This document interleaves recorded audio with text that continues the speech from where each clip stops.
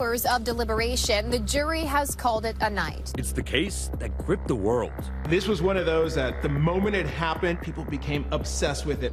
Two eighth-grade girls disappear on a hike in the tiny town of Delphi, Indiana. What came next? A horrific double murder in broad daylight.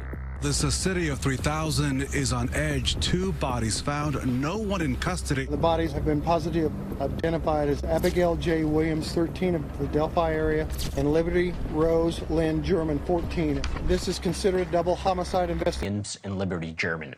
And now Allen is appealing his conviction. His attorneys have filed a sweeping 113-page brief asking the Indiana Court of Appeals to overturn the verdict and order a new trial. The appeal focuses on three key claims. The first one is an unconstitutional search warrant. So the defense says that police obtained the warrant for Allen's home using false statements and omitting witness descriptions that didn't match Allen or the bridge guy.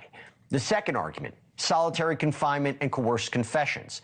Basic idea, Allen spent 13 months in pretrial solitary confinement. His attorney says the isolation caused severe psychosis, dramatic weight loss, mental collapse, making his confessions involuntary, unreliable. And the appeal states that Allen was deemed, quote, gravely disabled by prison psychiatrists when he made incriminating statements. Breaking today. Richard Allen's legal team just filed a motion that could unravel the entire Delphi murders conviction. After 60 confessions, a guilty verdict, and a 130-year sentence, his attorneys are now arguing that every single confession should be thrown out. And their reasoning? It's more disturbing than you might think. He confessed 60 times. To his wife on recorded prison calls, "I did it.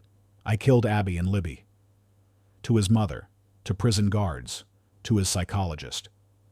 He gave details only the killer would know. He described how he made sure they were dead, how he covered their bodies with sticks. The case seemed open and shut. But there's one problem his lawyers are now exposing. When Richard Allen made those confessions, he wasn't in his right mind. He was in solitary confinement, suffering from psychosis. And according to his defense team, he was being treated like a prisoner of war.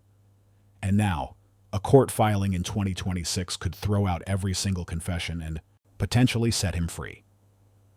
Today we're breaking down Richard Allen's appeal, the three arguments that could overturn his conviction and change everything we thought we knew about the Delphi murders. For those just joining us, let me bring you up to speed on why this case has captivated millions and why this appeal matters so much. On February 13, 2017, two teenage girls, 13-year-old Abigail Williams and 14-year-old Liberty German, went for a hike on the Monon High Bridge Trail near Delphi, Indiana. It was supposed to be a normal day off from school. Libby's older sister dropped them off that afternoon. The plan was simple. Her father would pick them up a few hours later. But when he arrived at the trailhead, he couldn't find them. He couldn't reach Libby's phone. That evening, a desperate search began. The next morning, on February 14, 2017, their bodies were discovered in a wooded area near the trail. Both girls had suffered fatal injuries to their throats. But Libby had done something extraordinary before she was taken. She had recorded a video on her phone, a grainy clip showing a man in a blue jacket and jeans walking behind them on the bridge, and audio of a male voice saying, "Guys, down the hill." That video would become one of the most analyzed pieces of evidence in true crime history. For over 5 years, the case went cold. Investigators received thousands of tips. They released sketches. They held press conferences pleading for information. The man in that video, dubbed Bridge Guy, remained unidentified. Then, in September 2022, something changed. A volunteer clerk organizing case files discovered a mislabeled tip sheet from 2017. It had been marked as cleared, filed away, forgotten. But when she looked closer, she saw a name, Richard Allen. The tip said he had come forward 3 days after the murders, telling police he had been on that trail the same day the girls disappeared, between 1:30 p.m. and 3:30 p.m. He said he saw 3 girls on the trail. Police had interviewed him briefly back then, but somehow, the lead was never properly followed up. It sat in a file for over 5 years. On October 26, 2022, Richard Allen was arrested. He was 52 years old, a pharmacy technician at a CVS in Delphi, living just blocks from the courthouse where he would eventually stand trial. He had been hiding in plain sight. The prosecution's case seemed overwhelming. They had the unspent bullet found between the girls' bodies, which forensic experts testified had been cycled through Allen's Sig Sauer pistol. They had video evidence placing someone matching Allen's description on the bridge. They had his own admission that he was there that day. But the most damning evidence? Those confessions. Over 60 of them. Richard Allen confessed to his wife, Kathy, in at least 5 recorded prison phone calls. On April 3, 2023, she heard him say, "Honey, I did it. I killed Abby and Libby." She told him to stop talking, but he kept going. On May 10, 2023, he told her again, "I need you to know that I did this. I think I've lost my mind." He confessed to his mother. He confessed to the prison warden, John Gallipo, telling him he used a box cutter and threw it in a dumpster at CVS. He confessed to correctional officers. One officer, Michael Clemens, testified that Allen told him, "I, Richard Matthew Allen, killed Abby and Libby by myself. No one helped me." He confessed to his prison psychologist, Dr. Monica Walla, in multiple therapy sessions. On April 5, 2023, he told her, "I killed Abby and Libby. I'm sorry." On May 2, 2023, he said, "I killed Abby and Libby. I will end everyone." He gave her details. He said he made sure they were deceased. He said he covered their bodies with branches. These weren't vague admissions. They were specific, repeated, and recorded. On November 11, 2024, after 4 days of deliberation, a jury found Richard Allen guilty on all 4 counts, 2 counts of murder and 2 counts of felony murder during an attempted abduction. On December 20, 2024, he was sentenced to the maximum, 130 years in prison, 65 years for each victim, to be served consecutively. The families of Abby and Libby finally had their verdict.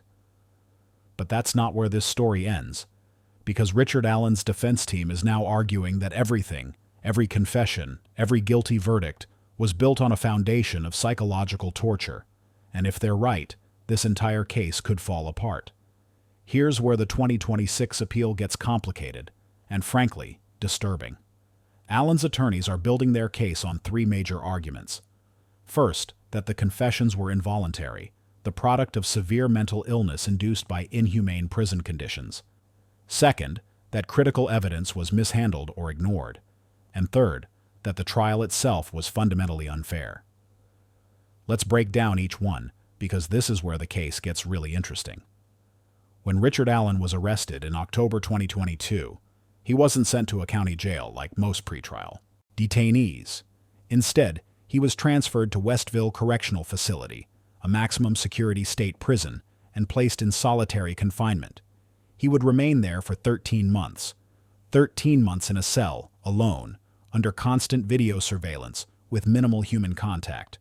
Now, here's what makes this significant.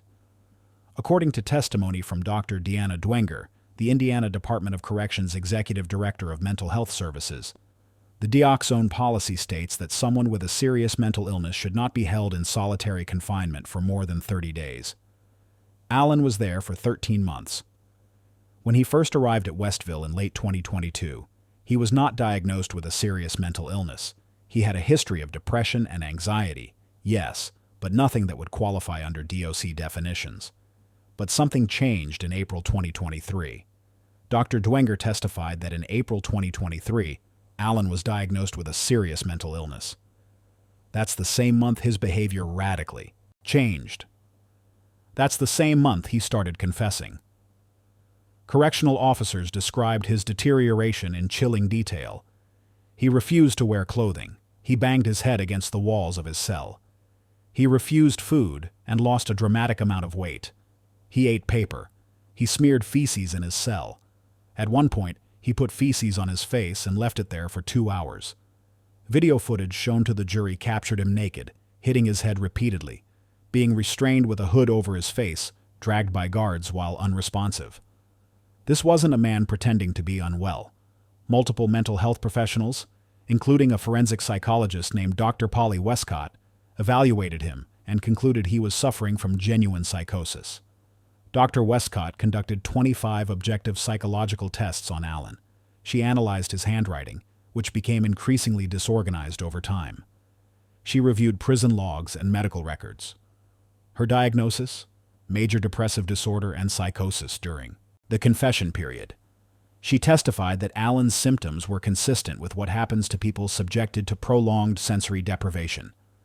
Sleep disruption, constant surveillance, verbal harassment from other inmates who called him a baby killer, isolation from his wife and family, which was particularly devastating for someone diagnosed with dependent personality disorder.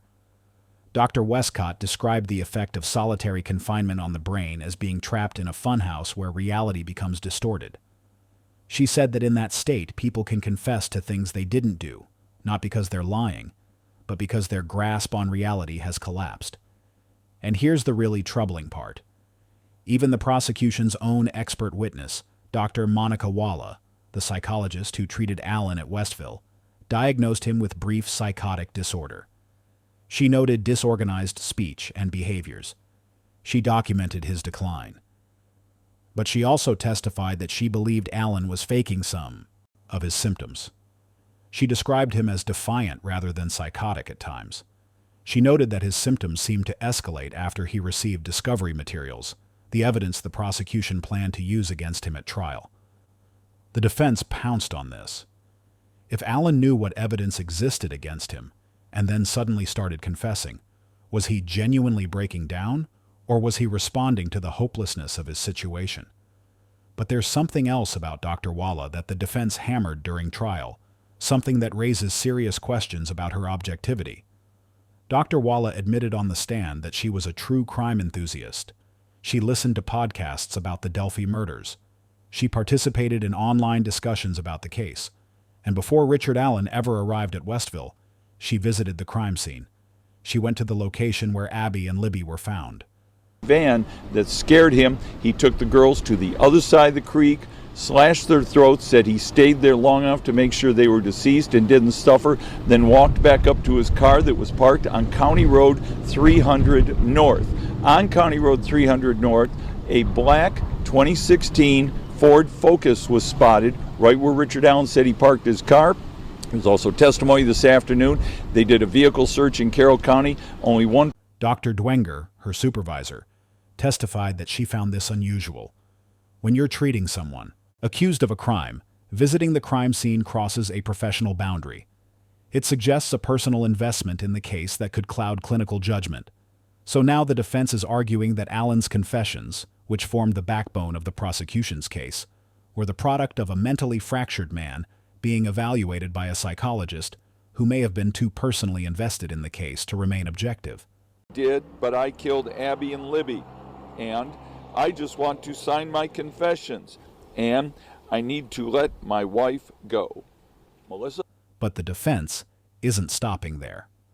They're also pointing to the bizarre, contradictory statements Allen made alongside his confessions. On the same day he confessed to Dr. Walla, he also said, "I ended myself and my family and best friend." That statement makes no sense. His family is alive. He's alive.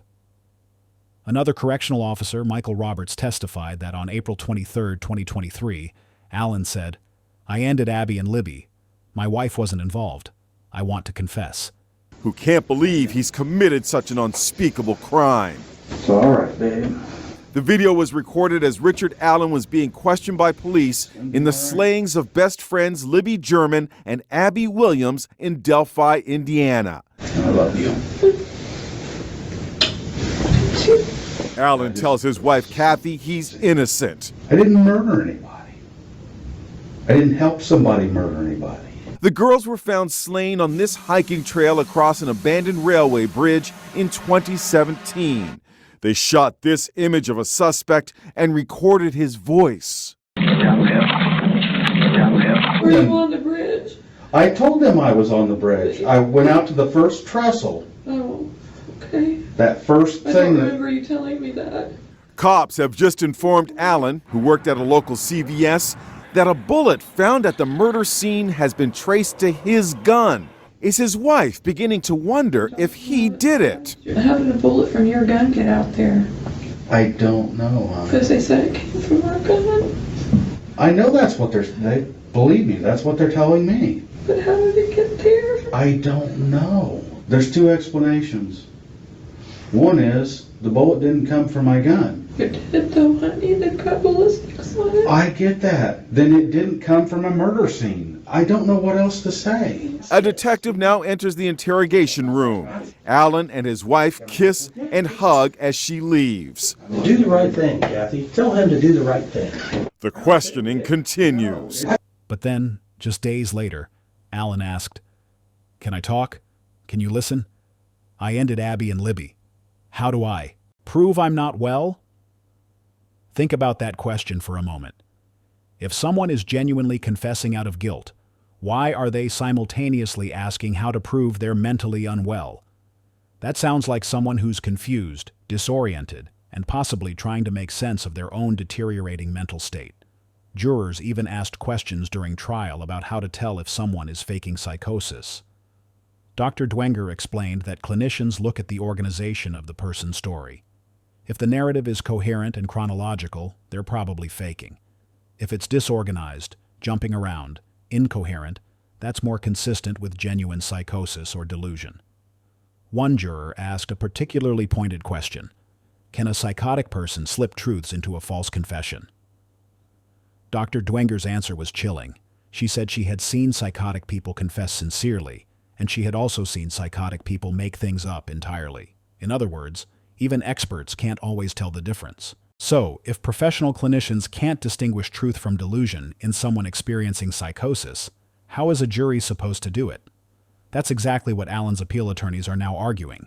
If you're finding this insight into the Richard Allen appeal valuable, make sure to hit that subscribe button and share this with anyone who's been following the Delphi case. Understanding how appeals work and what legal arguments can overturn convictions is crucial, not just for this case, but for how we think about justice in general. Your support helps us continue bringing you these in-depth analyses, so let's keep this conversation going. Now let's talk about the second major pillar of Allen's appeal: the physical evidence, or more accurately, the lack thereof. Despite 60 confessions and a guilty verdict, there is zero DNA evidence linking Richard Allen to the crime scene. None. The state's DNA expert, Stacy Bozanovsky, testified at trial that she tested items from the crime scene: clothing from both Abby and Libby, skin cells from under their fingernails, blood samples, the unspent bullet found between their bodies.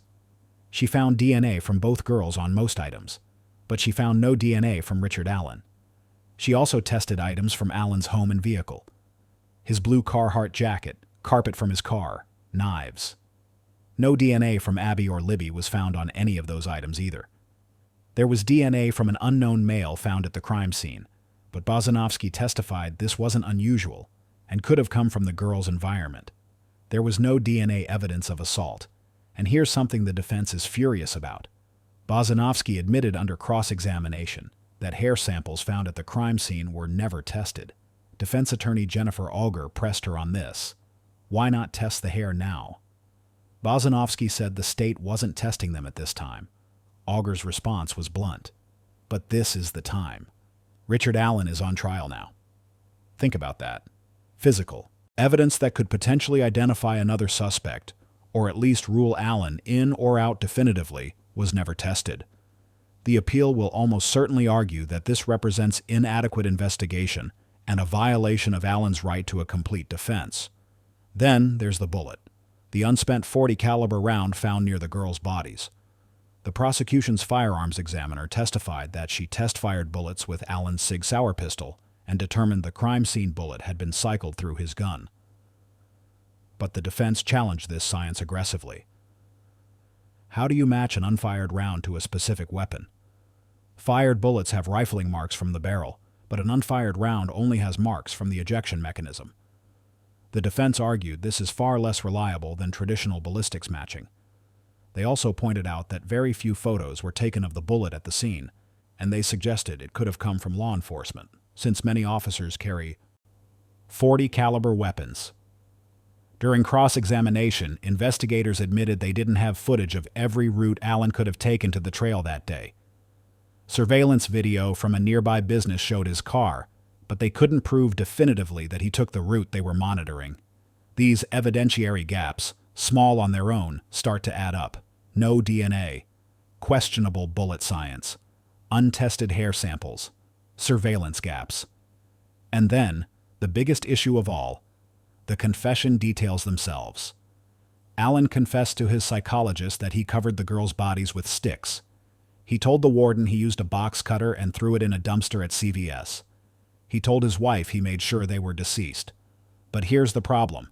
Some of these details were already public knowledge or could have been inferred. The fact that the bodies were covered with sticks was reported in media coverage. The location of the crime scene was widely known. Allen worked at CVS, so mentioning the CVS dumpster might have been his way of trying to add a detail that sounded specific, but was actually just pulling from his own daily environment. And other details he gave? They don't match the evidence. He told the warden he used a box cutter, but the medical examiner testified that the injuries were consistent with a larger blade, not a small utility knife. He mentioned specific methods and sequences of events that don't align with the forensic timeline. So were these genuine confessions with some details misremembered due to psychosis? Or were they false confessions constructed from publicly available information by a man whose mind was unraveling? That's the question the appeal will force the courts to answer. The third pillar of the appeal focuses on the trial itself and whether Allen received a fair proceeding. This case was a procedural nightmare from the start. Allen's public defenders were removed from the case by Judge Francis Gull, then reinstated by the Indiana Supreme Court. The defense tried to have Judge Gull removed, arguing she was biased. She stayed. There were repeated delays, evidence leaks, and a gag order that remained in place until after sentencing. And then there's the Odinism theory, the defense's alternative suspect argument that Judge Gull refused to allow at trial.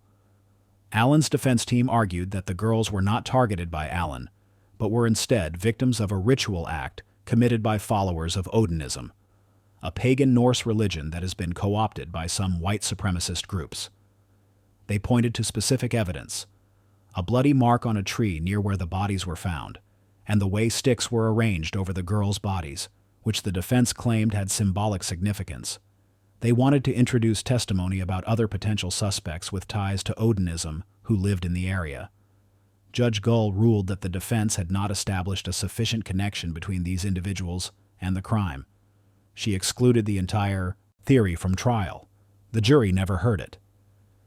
Now, whether you believe the Odinism theory has merit or not, the defense will argue on appeal that excluding it violated Allen's constitutional right to present a complete defense.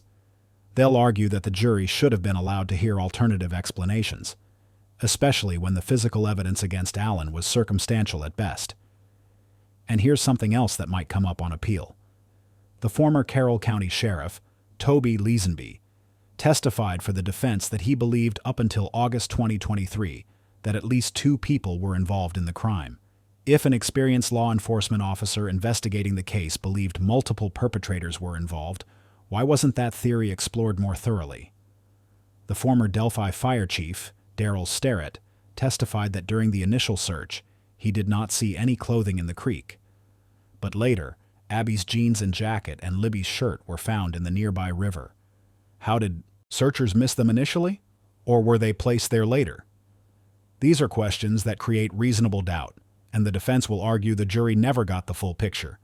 Let's pause here and ask the hard question. If Richard Allen's appeal succeeds, what happens next? If the appellate court agrees that his confessions were involuntary, the product of psychosis induced by unconstitutional conditions, those confessions get thrown out. Without the confessions, what's left? A bullet that may or may not have come from his gun, using a matching technique the defense disputes. Video of a man on a bridge that the prosecution says is Allen, but with no definitive identification.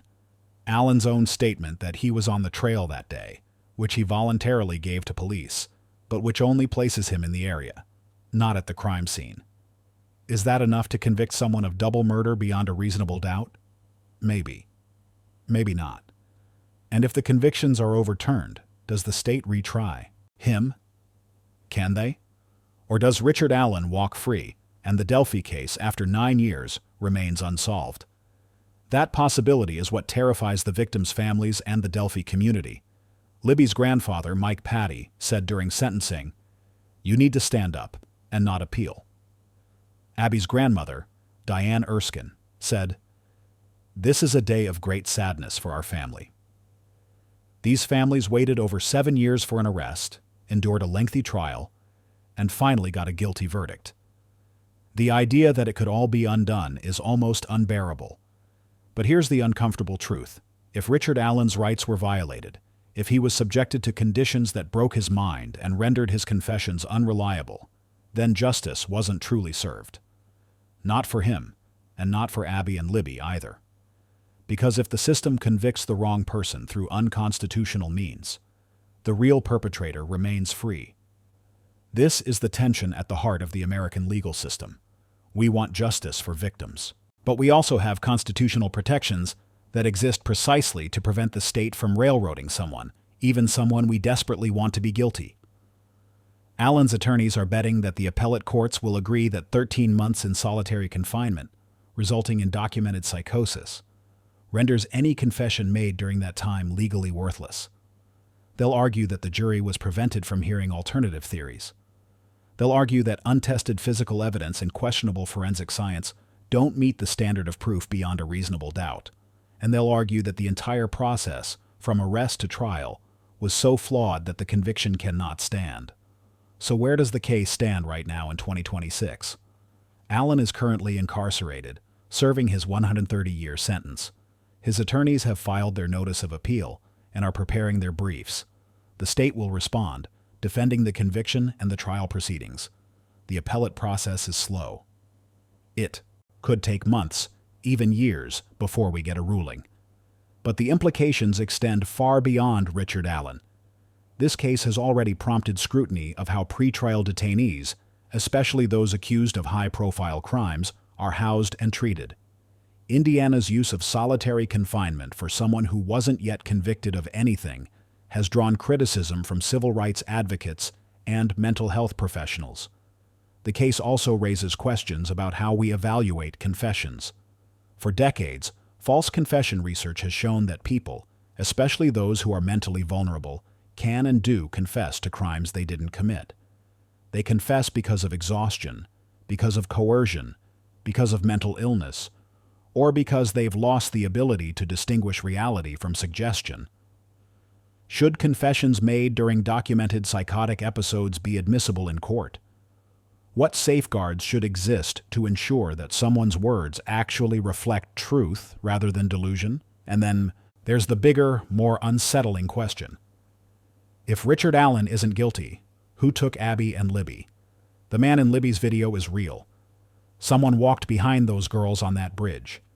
Someone said, "Guys, down the hill."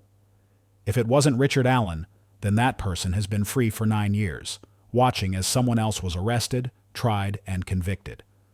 The defense hinted during trial that there might be other suspects, people who were never properly investigated, because law enforcement zeroed in on Allen once that mislabeled tip was found. Former Sheriff Leesenby's testimony that he believed 2 people were involved suggests there were investigative threads that were never fully pursued. What if the real killer, or killers, are still out there? That thought keeps the Delphi community on edge. It keeps true crime followers around the world obsessed with this case. Because unlike many true crime stories that end with a clear resolution, the Delphi murders might never truly be closed. Even with a conviction, here's what we know for certain. On February 13, 2017, 2 young girls went for a hike and never came home. Their families have lived with unimaginable grief for 9 years. In 2022, Richard Allen was arrested and charged with their murders. In 2024, he was convicted and sentenced to 130 years in prison. But in 2026, that conviction is under appeal, and the legal arguments being made have the potential to overturn everything. The question isn't whether Richard Allen deserves sympathy. The question is whether the process that led to his conviction was constitutional, reliable, and just. If it wasn't, then we owe it to Abby and Libby to get it right, even if that means going back to square one. This appeal will test our legal system's ability to balance the need for justice with the requirement for fairness. It will force courts to decide whether psychological torture, even unintentional, can render a confession invalid, and it will determine whether physical evidence, or the lack thereof, should outweigh even dozens of confessions when those confessions came from a man in the grip of severe mental illness. So what comes next? The appellate briefs will be filed, oral arguments will be scheduled, and at some point in the coming months or years, a panel of judges will issue a ruling. They could uphold the conviction, deciding that despite the concerning conditions, the confessions were voluntary and reliable. They could order a new trial, giving Allen another chance to defend himself with different rules in place. Or they could overturn the conviction entirely and order his release. Each outcome carries profound consequences. If the conviction stands, Allen will spend the rest of his life in prison, and the families can have some measure of closure, however incomplete. If there's a new trial, the state will have to decide whether they can win without the confessions, and the community will be forced to relive the trauma all over again. If Allen is released, the Delphi case returns to unsolved status, and the investigation, theoretically, would have to start over. But realistically, after 9 years and a failed prosecution, would it ever be solved? These are the stakes. This is why the Richard Allen appeal matters, not just for him, not just for Abby and Libby's families, but for everyone who cares about how justice is administered in this country. As we wait for the appellate court's decision, one thing remains painfully true. 2 young girls went for a walk on a winter day in 2017 and never came home. Their families deserve answers. They deserve justice. But justice only means something if it's built on truth and fairness, not desperation and broken minds. Richard Allen confessed 60 times. But were those confessions real? Or were they the product of a system that pushed a man past the breaking point and then used his shattered words against him? The appeal will decide. And when it does, the Delphi murders case, one of the most haunting mysteries in recent American history, will either finally be closed or it will be torn wide open again. This story is far from over. The legal battle is just beginning, and the truth, whatever it is still fighting to come out. Which cases do you think deserve this level of detailed legal analysis? Should we be covering more appeals that challenge convictions based on mental health concerns and questionable confessions? Drop your thoughts in the comments below. If there's a case you want us to investigate next, let us know. And if this breakdown helped you understand the complexities of the Richard Allen appeal, share it with someone who's been following the Delphi case. These legal questions matter, and the more people understand how the system works, the better equipped we all are to demand real justice. Thanks for watching, and we'll see you in the next update.